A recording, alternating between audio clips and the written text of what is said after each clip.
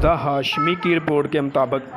خبر شامل کرتے ہیں گجرانوالہ سے۔ گجرانوالہ جامعہ عبیدیہ انوریہ گلی نمبر 1 محلہ محمدیہ کالونی قلعہ دیدار سنگھ میں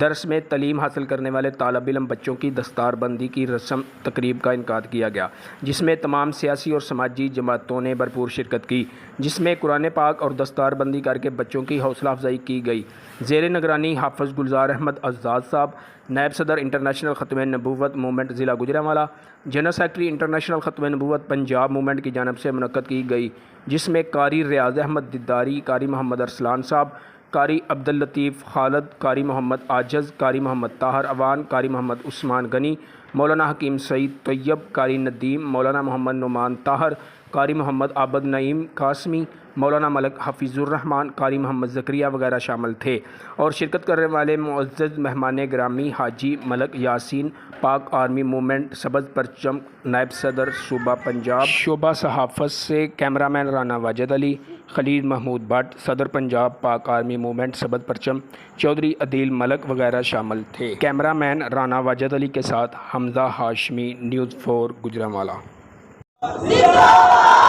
تاجدار ختم نبوت